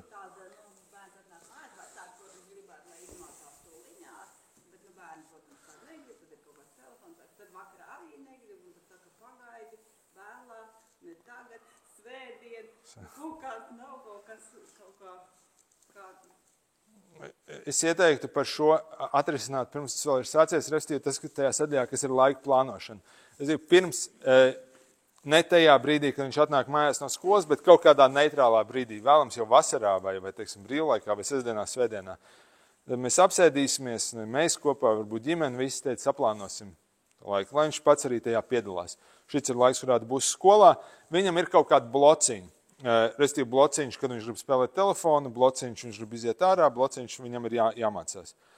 Viņš var sabīdīt tos blociņus, bet viņiem ir jābūt. Un ja viņš būs salikts jums priekšā kalendārā, parasti šie strīdi, tie nekad nav efektīvi. Tajā brīdī viņš atnāk un izmācies ne vēlāk, ok, vēlāk ne tagad, un tad tas vienkārši sāk eskalēties un tajā aiziet. Tāpēc daudz labāk ir, ja jums ir priekšā vienkārši tas, kas jādara, un tad arī vecākam tas dod to iespēju, ka jūs varat it kā atsaukties uz augstāku autoritāti. Nu, tādā ziņā, ka man nevajag teikt, es tev pateicu, mācies un nemācīšos. Un mēs varam pateikt, ok, mēs vienojamies, tas jau ir ierakstīts tavā plānā. Tagad tas nav tā, ka es tev to prasu. Tas ir plānā, tas tā kā to likums nosaka. Un tas noņem it kā to emocionālo slogu no šī. Protams, ka reizēm viņi to var nedarīt, tad mēs varam domāt tālāk, kādas ir sākas, mēs viņam esam vienojušies, un tas ir tad, kad parasti ir vērts to saistīt kopā ar privilēģijām. Es jums pateikšu vienu mazu taktiku, kas absolūti strādā. Es pats, tas izklausās pēc reklāmas, bet es viņu uzzināju, un izmēģinu teikt visu laiku ļoti labi strādā. Viena no labākajām taktikām. Sasaistīt kopā jebkuru lietu, ko bērns grib vai pusaudzis, tā izņemot ēdienu, pajumti, iešanu uz skolu un jūsu attiecības, pilnīgi vispārējo sasaistīt kopā kā nopelnu par lietām, kuras viņam ir jāizdara šo kalendāru. Restīvi, viņš ir izpildījis, viņš grib spēlēt videospēles, viņš videospēles var nopelnīt. Viņam ir svarīgs telefons, viņš telefonu var nopelnīt. Restīvi, viņam nekas nepienākās, bet visu viņš var nopelnīt. Darot lietas, kuras jūs esat vienojušies, ka viņš darīs. tas fundamentāli palīdz, tas atbrīvo vecākus no šīs visnelāgākās lietas, ka jums ir jāizdomā kaut kādi sodi. Piemēram, tu nemācīsies, tad es tev noņemšu telefonu, piemēram. Un tur tas parasti nav efektīvi. Jo tas arī sagandē attiecības bieži. Un otrkārt, vecāki diezgan ātri nonāk pie situācijas, kurās jums it kā nav vairs ko noņemt. Telefonu noņēma. Tā kā. Šīs tehnikas strādā ļoti labi, ja jums ir tāda vajadzības, ieteiktu to pamēģināt. Ja? Mierīgi. Šito pieaugušajiem var. Jā. Viņi sākt var principā no jebkura. Tam nav, jo tas ir vairāk, principā jūs darat to pašu, bet vienkārši pamaina to skatu kā uz lietām. Viņš strādā, lai kaut ko dabūtu. Un tas mazam bērnam tas var būt super vienkārši. Tu aiznes zeķes uz veļas mašīnu, tu par to daboni tur laiku paspēlēties. Mēs tādā veidā veidojam jau to priekšstatu par to, kā lietas notiek. Principā, jā. Jā, viņš strādā. Jā, droši.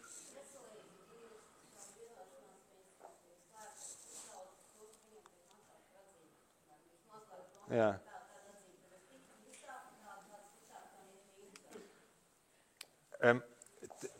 Šeit jā, tas gan sanāk kā darbs. Jā.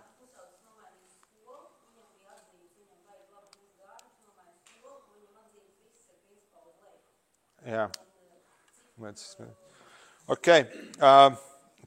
Par šo tēmu ir dažādi arī speciālisti viedokļi, restīvi, kā ar naudu motivēt.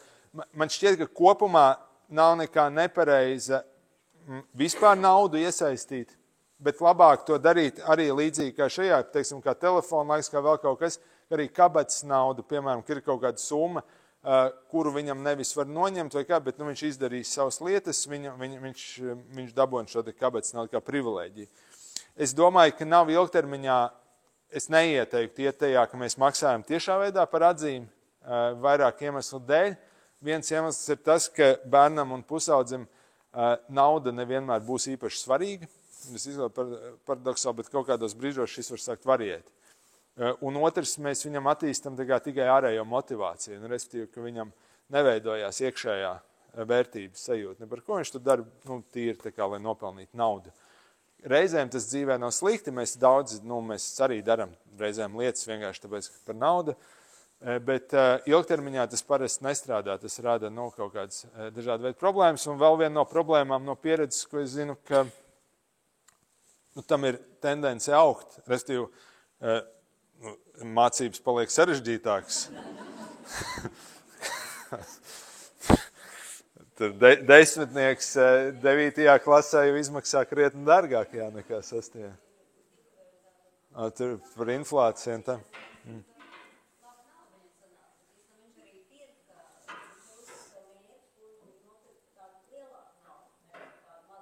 Jā.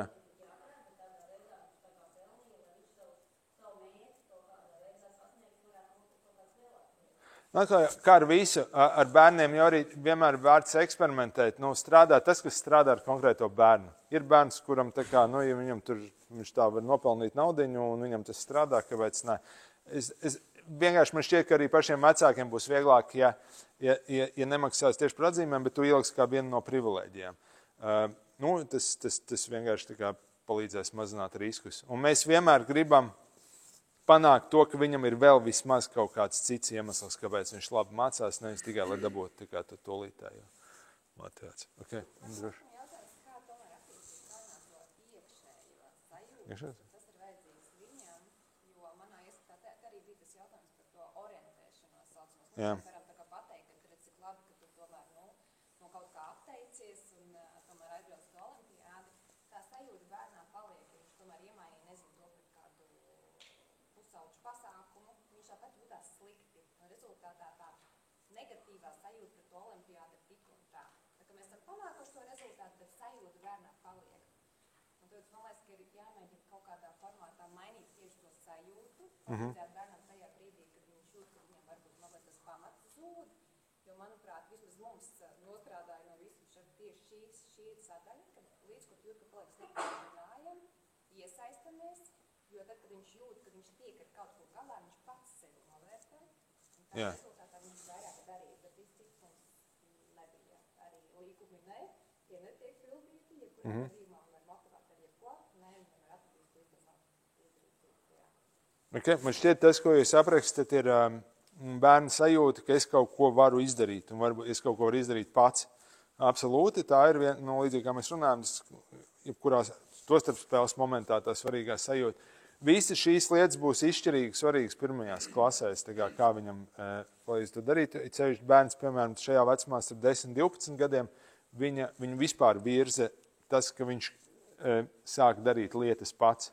Viņam ļoti svarīgi iedot to sajūtu, kāpēc pāraprūpe, tas runā par to bieži, tas tā saucamā pāraprūpe. Kāpēc ir slikta? Tāpēc, ka viņi nedod bērnam, neiedod šo, ko jūs minat, to sajūtu, ka es varu tikt ar to galā.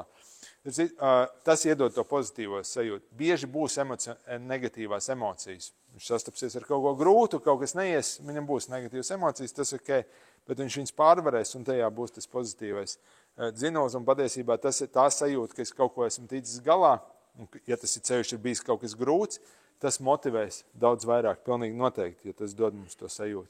Es sevišķi bērnam tajā vecumā, kas ir 9, 10, 11, 12, viņam ļoti svarīgi dot lietas, kuras viņam ir grūtas, bet ar kurām viņš tiek galā. Tas viņam veidos to. Bet, protams, ka iekšējā motivācija tas vienmēr ir sarežģīts jautājums, tāpēc, ka sevišķi bērnam viņa iekšējā motivācija lielā mērā spoguļo ārējo motivāciju. Mēs ar vidi viņā radam to iekšējo motivāciju, un parasti bērni iet pēc ļoti vienkāršas lietas, viņi iet pēc uzmanības, viņi iet pēc lietām, ko viņi redz, ko apkārtējā pasaule novērtē. Un tas viņos veido šo iekšējo. Tāpēc ir tik ļoti svarīgi, ka mēs kā pieaugušie viņam ar vārdiem, visādiem veidiem rādam, ko īsti mēs novērtējam. Tāpēc, ka to viņš internalizēs. Tas būs tas. Tad, kad bērns ir maziņš, viņam vispār nav iekšējās motivācijas. Tādā ziņā viņi motivē, tur izņemot, paēst, padzert. Viņam jau nav tāda priekšstata par to, kas dzīvē ir svarīgi, ko viņš grib darīt, vai kā viņš principā virzās tikai pēc mammas uzmanības un drošības sajūtas. Un viņš internalizē ar laiku, un mēs viņam šo te no ārpuses iedodam. Droši vien tas sarežģītais ir tas, ka katram tas strādā kaut kā drusku citādāk un atrast to, kas tieši šim bērnam konkrētiem strādās. Bet labi, tad iziesim vēl cauri krīzes brīdim, un šķiet reizēm var būt svarīgi. Piemēram, ir tā situācija, ka bērns atnāk un ir tā slikta atzīme. Es nezinu, vai tas ir aktuāli, varbūt jums tieši pretējā sajūta, bet ir vienmēr vērts saglabāt mieru. Starp citu, protams, ka tas attiecās ne tikai uz atzīmi, uz jebkuru krīzes situāciju bērnam. Vai, teiksim, jums, cerams, negadīsies skolotāji piezvans, tā toletē bija veipotāji, un jūs bērns viens no tiem, un jūs gaidat viņu mājās, kā jūs uz to reaģēsiet.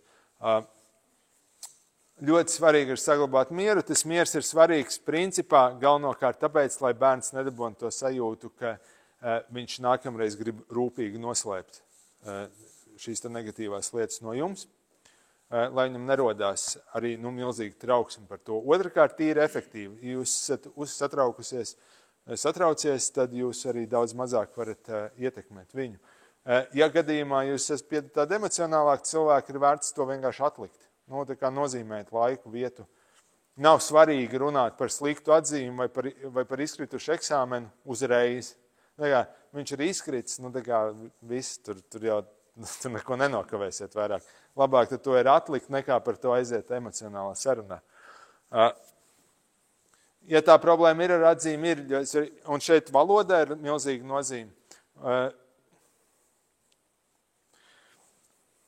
Piemēram, viņš ir dabūjis to trīnieku vai vēl kaut ko.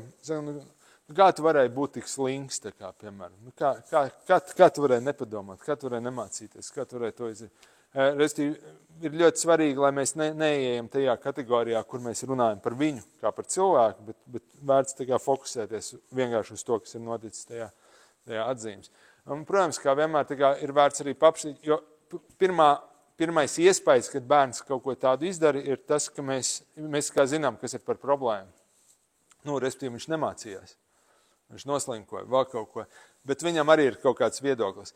Nav tā, ka tas viedoklis būs patiess, vai nav tā, ka mums viņš vienmēr kaut kā īpaši jāņem vērā, bet ir vienmēr tā, ka viņam ir jādod iespēja to izteikt. Un reizēm tajā ir kaut kas vērtīgs. Reizēm, iespējams, mēs uzzinām, ka Būtu vēl kaut kādas lietas, kuras mēs neņēmām vērā. Nu, un tad, protams, ka mēs meklējam cēloņus ar šiem viedokļiem un risinājumu, un, ja tas palīdz, sastādam plānu. Es labprāt parādītu biežākās problēmas, kas mums parasti ir. Un absolūtā vairumā manā pieredzē un arī zinot skolu specifiku, nu, principā, ja bērnam atzīmes nav tik labas, kā gribētos vai kā varētu, nu, tur ir divi lielie cēloņi, tas pirmie divi. Viņam vai nu pietrūkst prasmes, lai to atzīmi dabūtu, lai mācītos, vai arī viņam ir roba zināšanās. Un principā jūs varat to pateikt pēc tā, ka ja viņam atzīmes krītās vai zemāks vairākos priekšmetos vai lielākajā daļā, tad visticamāk tas būs par prasmēm. Ja ir tā, ka viņam ir piemēram, tieši matemātikā vai ķīmijā, tad visticamāk tas būs par robu zināšanās. Nu, un bieži ar talantīgajiem bērniem šis notiek, viņi izslīd cauri pa 4. 5. klasē, viņi ļoti labi spēja dabūt pareizās atbildes un labās atzīmes, bet viņi neiemācās kaut kādas tēmas, un tad, kad sāk uz tām būvēt tālāk, tur 8. 9. klasē, tad milzīgi iekritieni sākās. Un tas vairs nav par bērna motivāciju vai apņemšanos vēl kaut ko, tas ir ļoti par to, ka viņam ir rops, bez kura aizpildīšanas viņš netiks tālāk.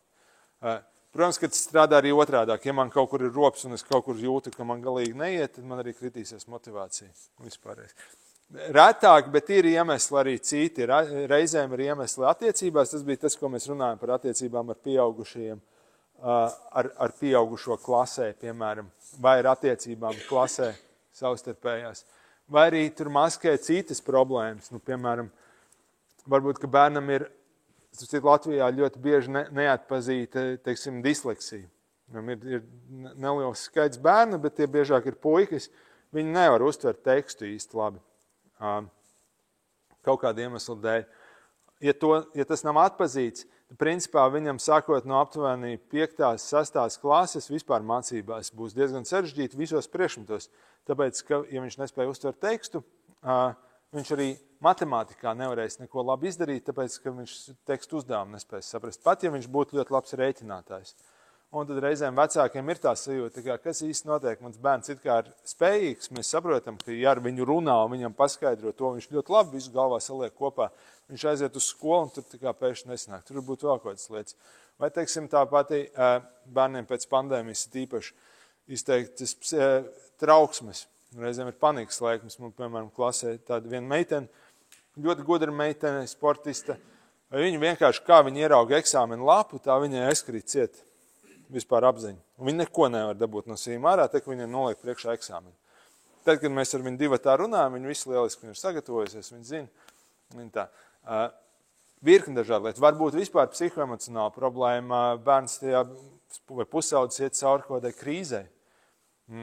Tāpat šķiršanās varbūt notikusi kaut kādas draudzības, vēl kaut kas nelīdz mācībām. Var sēdēt klasē un vispār viss iet garām. Es tie vēl virkni dažādu lietu, kas parādās atzīmēs, bet kurām varbūt ar atzīmēm mācīšanos nav vispār nekāda sakara. Jā, par to. Tam vārds pievērst. Okay. Mums ir 5 minūtes vēl laika, es tā savu saturu lielā daļā nodevu. Varbūt, ka ir vēl kāds vēlas izmantot laiku kādam komentāram vai... Kā atpazīt, jo iedzīt bērnu noteikti tādu izrēnu vai nē, jo pienāk tāds brīdis, un tie paši pusaudži, nezinu, tur gadi vai gadžeti, kad bērns negrib kaut kādas konkrētas lietas darīt, tad ir jāsaprot, vai tā kā tomēr paspiest viņu kaut ko darīt, vai nespiest. Okay. Man restīts jautājums, kur bērnu pastumt un kur viņu paturēt atpakaļ, cik tālu, lai neslēgt.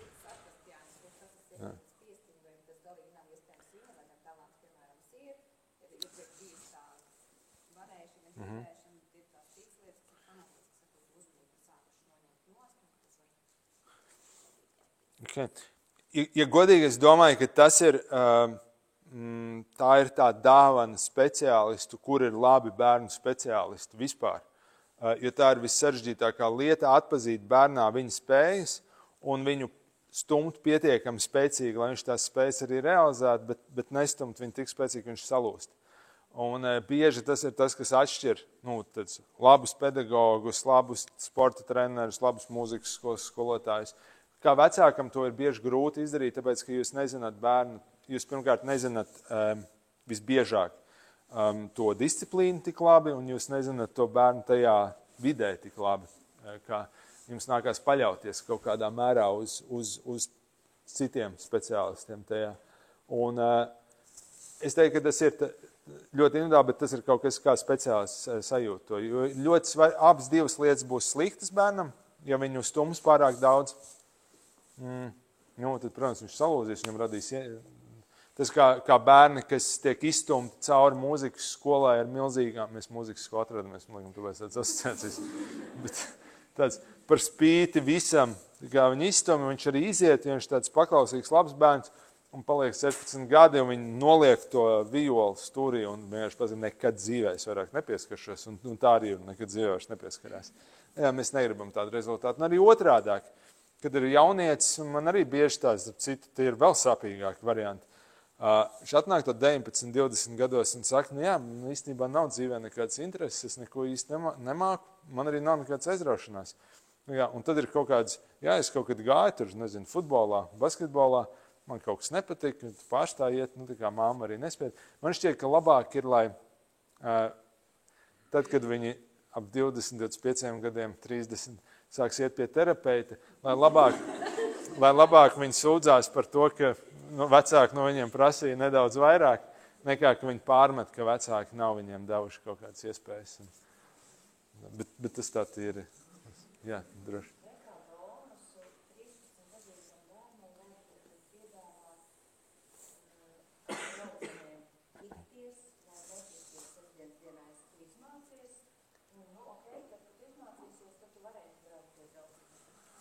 Okay. Ļoti labi, ka jūs šo jautājumu iedavāt, jo es gribēju pateikt vienu svarīgu lietu ar šo saistībā par to, ko dot kā bonus un ko nedot. Ir viena lieta absolūti, ko nedrīkst ņemt nost bērnam, kā to nedrīkst izmantot kā sodu, restīvi to lietu, kurā viņš ir labs, kas viņam patīk. Parasti tas ir, piemēram, puikas, viņam neiet skolā, viņam, ja tu neizmācīsies, tad tu nevarēsi iet uz treniņu, piemēram, vai tad tu nespēlēsi hokeju. Tā būtu kategoriskākā lieta, ko nevajadzētu aiztikt vispār. Tāpēc, ka tas ir tas, kas viņu vispār turpie, tā, ka viņš kaut ko dara dzīvē, un tas ir tas, kas viņu paglābs visticamāk no sliktākām lietām, un otra lieta, ko nedrīkst ietekmēt, ir vecāku pozitīvais laiks, tādā ziņā, ka pat ja jūs ļoti dusmojaties uz bērnu, viņš nedara tās lietas, ko jūs sarunājāt, nedrīkst kā sods būt tas, ka mēs ar viņu ka es pret viņu neesmu jauks kaut kādā brīdī, ka es neesmu silts kaut kādā brīdī, vai tā kā tā saucamā tā augstā izturēšanās, ka tad pozitīvais laiks ar bērnu ir super svarīgs, tas arī viņi notur. Bet šis, ko jūs pieminējāt, tas viens no labākajiem motivatoriem. Kā? Laiks ar draugiem, tā ir privilēģija. Jo visticamāk, lai viņi varētu aiziet ar draudzenēm. Laiks ar draudzenēm. Viņas socializē, skola nedrīkst būt sots. Tā kā viņi socializēsies tāpat ejot uz skolu, vai viņi jau kaut trenēs, bet laiks ar draudzenēm kā privilēģija. Pie tam, lai viņi varētu ar draudzenēm aiziet, viņai droši vien vajag arī kaut kabatas naudu. Tur sākās, tur jums diezgan daudz sviras parādās. Jā. Un tad pēdējo komentāru.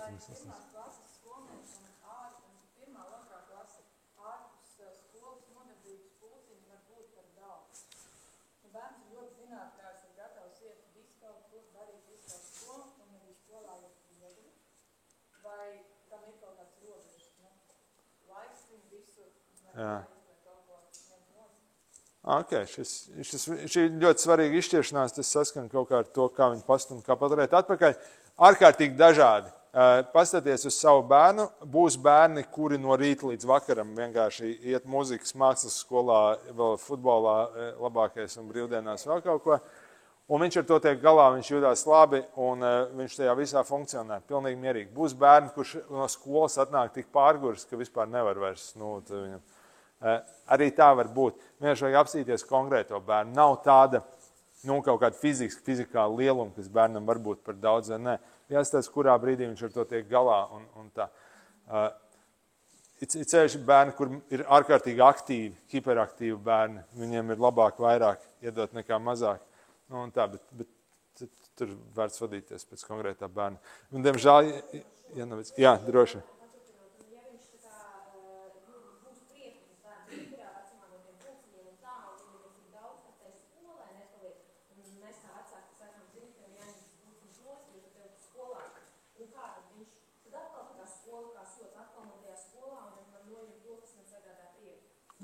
Es nepieeju tam, kā sodām, tad var vienmēr pa blociņiem. Šitās ir tās lietas, kuras tev ir obligāti jāizdara, šitās ir tās, kuras tu gribētu, bet visam var nesanākt laika. Un viņš var izvēlēties, kuru blociņu viņš ieliek tajā lietā. Okay. Bet ārpus arī to visu atzīmes ir svarīgas, attiecības svarīgākās. Es domāju, uz to koncentrējoties viss būs labi. Paldies jums, ka piedalījāties. Paldies. Jā, paldies arī visiem, kas atnāca. Šo lekciju būs iespējams, ja gadījumā kas pēc kāda brīža noskatīties Mārpas mājaslapā atkārtojumā. Mans aicinājums ir, vērtējiet sevi un vērtējiet arī savus bērnus un galvenokārt, cik laimīgi jūs esat. Un lūdzu ieplānojiet 12. novembrī būs nākošā pieaugušo izglītības lekcija. Paldies un uz tikšanos!